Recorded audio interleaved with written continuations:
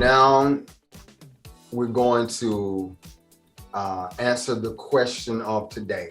And the question of today is, what mistake have you made in a relationship that you now know better, or it has made you better, and you don't mind sharing it right now to hopefully help make someone else's relationship better? This is me focused right now. This is transparency. So, Aquisha. My name is Quisha. Okay, no, it's not. Don't make that mistake again. I'm kidding. No. She playing, man. I'm She kidding. took away the A and said jump to the Q. Okay, my nickname is Quisha. Now that's true. But Anyway, anyway, Lisa. You, I still would be next, though, wouldn't I? yeah. JK. No, There- D. there- I'd there- be next. okay. The mistake I made was getting into a relationship, period. I'm just kidding. No. Okay. Well, do we need to get some tissue? No. Okay. I would say moving too fast. I was at a point where I was extremely, I guess you could say I was vulnerable, but I was at a point where I felt like something needed to happen. I had just had my daughter, moved back home, and I was like, okay, I was raised in a 2-parent household. I want my daughter to have the same thing. Someone came along, offered, and presented himself very well. But as time went on, I realized I knew better. You knew better than to go into that. I knew better than to be in that relationship. So how long do you feel like is like good enough? That's personal for each person. Mm-hmm. What's too short? Personal? That's personal, because everybody, your connection or the way people are with each other are different. So like I could meet someone and day one, we are open, completely vulnerable. There's nothing hidden, nothing's going on. That relationship can propel way faster than the relationship with two people that are guarded, playing games, trying to get over on each other, or trying to see what they can get out of the situation and stuff like that. So I'll never when I say moving too fast, that means you're moving without checking the boxes. Like that's what you did. Yes. Okay. Well, I check the superficial boxes, Right. instead of the boxes that really matter. Right. You know what I mean? Right. I was on the surface level with it. Right. So it's like, as long as it's good on the surface, I can handle whatever turmoil is up under it. Right. That's what you thought. Yeah. Right. Okay. Until I realized that I didn't want to handle it. I could handle it, but I didn't want to. Right. Okay. But my question before going to D is, when you realize it, did you change it immediately, or did you just deal with it and stay with it for longer than you should have?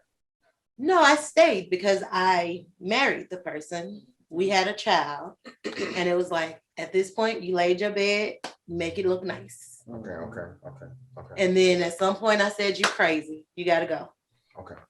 Well, not he. Like, I was crazy for staying. Right. I gotta go. Right. Okay. And see, the thing about with this, and we're saying, no, listen, we're saying mistake, our mistake, because it allows us and allows people to, one of my favorite songs with Michael Jackson, look at the man and start with the man in the mirror. It is so easy for anybody to just say, this is what they did to me. This is what, you know what I'm talking about? And there are so many people who are already knowing that they made mistakes or whatever, and they're hearing people talk about other people. Can I hear somebody who say they knew themselves? You know, something like, this is what I did, and this is how so now you know better. Yeah. Well, I learned from that situation that you have to, a person, like, okay, if someone is trying to rush you into something, or they're trying to, focus you onto something, that maybe there's more than likely something else they're trying to hide.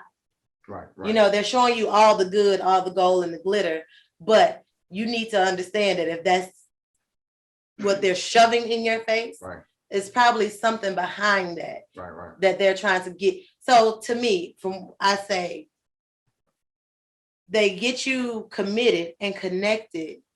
Or they got you. Well, I mean, this person, particularly in my situation, got me right. committed, connected, and committed before. So in a way, so it was like, well, now she's stuck. She's here.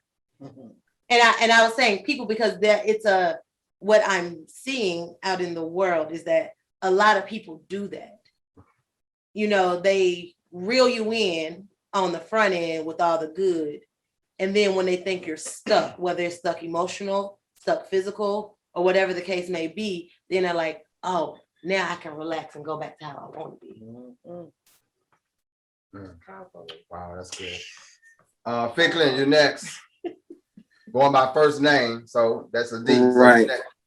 And I will, because I know our time is far spent, I will not prolong it too much or go into much details, but I will say I've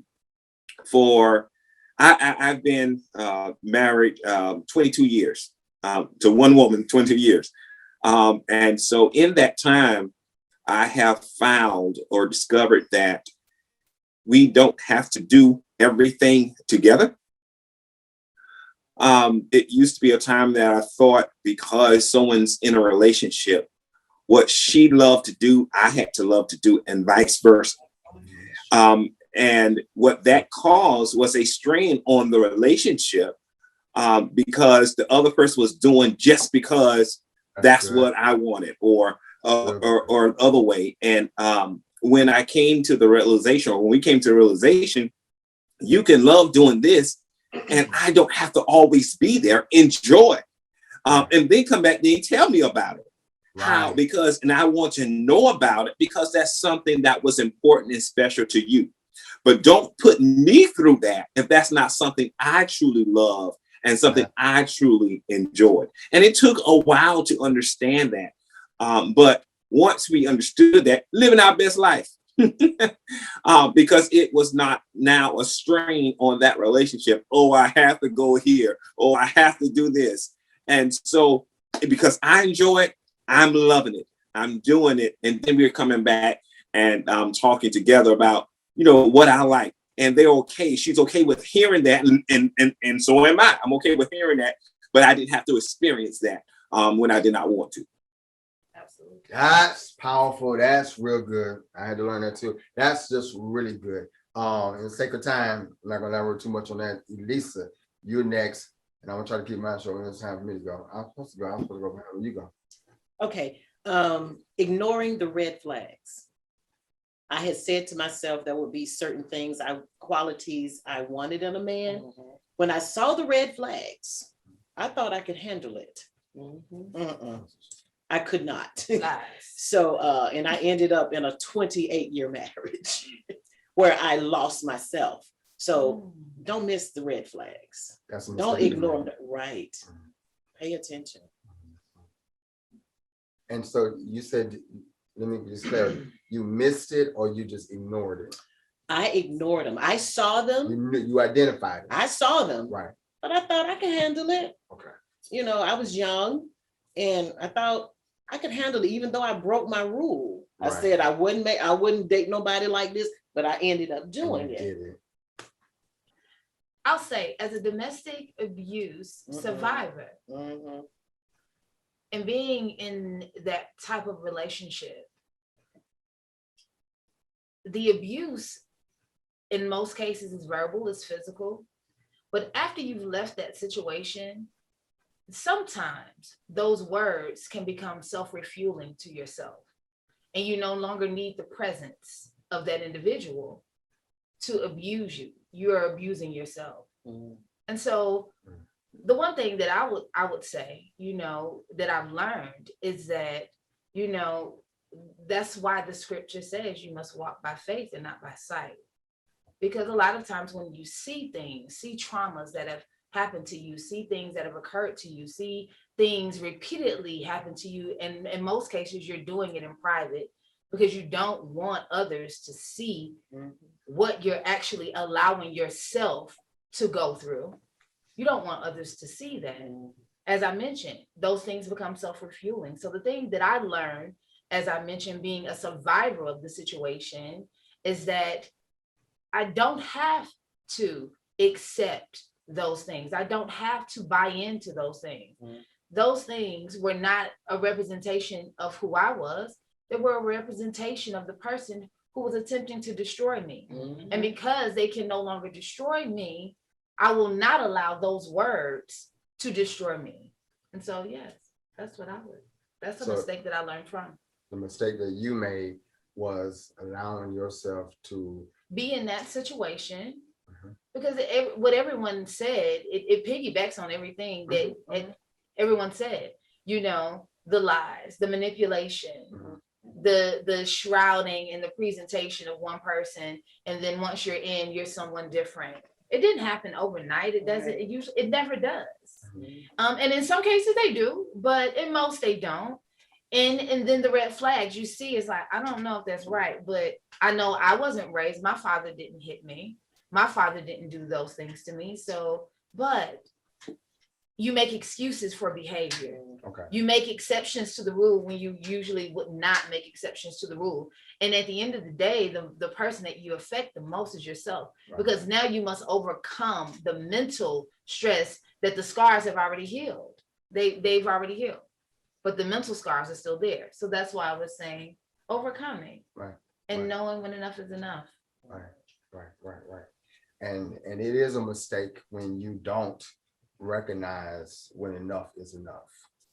We can't blame that on nobody else but ourselves. I didn't, and I'm actually dealing with a situation right now. It has nothing to do with it. Well, it has to do with relationships, because all of our dealings with people, whether it's I have relationships, and but it is it's making a decision, but it's like, how much more you're gonna keep of the same, and it's not adding the value, or it's not allowing you to live your best life.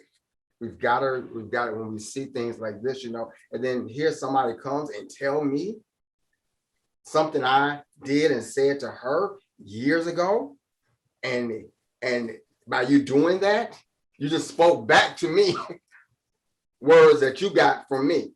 But that's what I'm saying. But that was on time, and I needed to hear that today. So that the boomerang of that, and just it helps me with that. Okay, so I'm gonna say that. But my mistake that I made, and once again, we never know with the people that we're dealing with, from my son to Vic to y'all, when we have encounters and stuff, there are nuggets that we're getting from each other that we might not share right then. You know what I'm talking about? Or that may come up later. So I need y'all to know y'all are always in my head, and you're always pouring into me just by being your real self. Phony and fake that don't do that for me, but being your real self. But my mistake would be that I got, one of my mistakes would be that I got married at the age of 21. My birthday is May 24th, and Shabbat will be 21 this year, June 1st. So it's been causing me to think back, and that's why I said I will use this particular one. I can't even imagine my son getting married at 21. What, boy, sit down. Let me handle the invitations. Let me take care of the invitation. Really? Because they ain't gonna get out nowhere. And Oh my so, God. but listen. Oh my Message. Listen. 21. Like he was saying, he can't even see himself. But I will say this: as with Shabbat, very mature. I was very mature at the age of 21. I didn't feel even 21. I always felt older, and that's because I started preaching at the age of 9. So at the age of 9, I was just always around adults. I was living like an adult kind of life. And in years after that. So at the age of 21, I felt well and wanted to settle down. So I thought, but I would say I had my own place. I had been out on my own place for a while, and all these things here.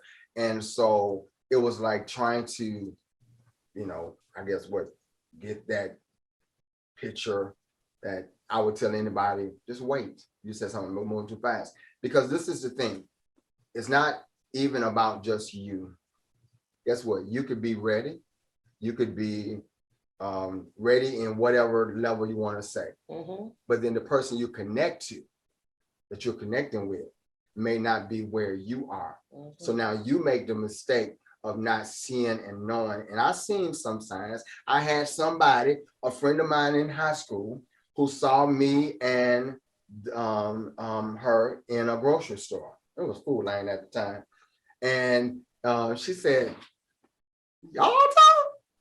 And I said, trying to be all proud. Yeah, what you talking about? Y'all too? She's like, get Ron, I know you for years. We talk about church and school and stuff. And I know you from college, and you are like, oh, wow. And she said this to us. It's like, what could God have done for me? Other thing I'm saying, to send somebody who knew both of us, who had seen both of us, and say that, but I didn't, I didn't allow myself. I made the mistake of not hearing what God was putting right in front of me, and moving forward. So I would just tell people, going back to taking your time, Sirach asked something for us women, for his time. You can't even say by age, for somebody, Right. 21 is could be a good age if both persons are ready and they line up. For somebody else, 50 is too quick for them. You know what I'm saying? Because they ain't got it together yet. And so just knowing, and we all are people of faith, just really seeing the signs, because I will say this, God did show me signs, he showed me, and I went forward with it. So listen, I want to thank y'all for sharing. This is just the foundation of the conversations that we're going to be indulging upon, and there's nothing greater than sharing from your own experiences. I really believe even what we're putting out, when we're long gone, it becomes our legacy. You never know what someone would, what can bless someone, feed someone. You never know what one line that you say. It's easy to talk about. I even thought about Kirk Franklin earlier when we was talking about, when you family and when you cursing and whatever different things, for instance, we've talked about him on one episode. That's why I'm making mention of it. It's easy for us, like other shows, to talk about other people, right? And what goes on. But it takes an extra something for Vic, you, man, and everybody to share from their personal experiences, your personal story, your personal journey. And you may never write a book, you may never write a song, but you can know that God would allow you platforms, he would allow you encounters that would allow what he has brought you through, and all things that work together for your good. He will show you how all things that you've gone through work together for your good. You don't have to have and live in regret, because you can take something, some nugget from where you've been, and not look at them, because it ain't about them. It's about decisions that we're living in, our decisions, and it's about now how I'm going to decide moving forward. Like you said, what I decide, not what happened to me, but I'm now deciding not to do this to myself or let it be done to me, And so I declare and decree that you all continue to move forward in your lives. All of us continue to move forward in our lives, be living our better self, our best life. But that as he prayed at the beginning, that we take our experiences in our life and now allow God to help make someone else's life better. They may not have to experience it, or if they do experience it, they got something else. They probably didn't hear from mama or daddy, auntie, but I heard it from Lucretia. She said that.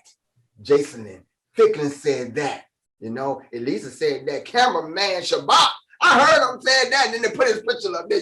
We just never know. So thank you all so much. We're going to do this moving forward for the rest of the season. I'm excited about some of the conversations that deal with family and just relationships and everything. Anybody, Ficklin, you want to close out with anything, man? No, I really thank you all for this time this evening. Really enjoy having the sisters on. Yes. So I think that is certainly added value to the segment. So look forward to continuing to work with you all and share with you all. Also, special thanks to Shabbat behind the camera that's always pulling things together to make sure that we have a great session. And so also to you, Gidron, for leading things and for the vision that you had to bring this together. You know what? Thank you, man. And I just want to all the brothers who are not here with us today, we thank you. We love y'all. We understand. And just know you've been covered. And so to everyone who was watching, continue to tune in. I tell you, this is just the foundation. It's going to get gooder. It's going to get better. And you see, we got sisters who don't mind sharing. And when Ficklin is here, okay, and we got some younger voices that's going to be joining us from time to time. And if you know of anyone, or if you want to be a part of our dialogue, our conversation, and join us virtually or in the studio, please contact us and let us know. Love you all. Have a good one. God bless you. Let me give you a hand, applaud you for taking time and say thank you for watching another episode of BBV TV. Listen, I need you to do us a favor. Like, share, and subscribe. You hear it everywhere all the time. We need you to stop right now. Like, share, and subscribe. There's somebody out there who will be the better when you share this with them, all right? And I hope that it's been a blessing to you. Like, share, and subscribe. Go have a good day, and remember to always be light.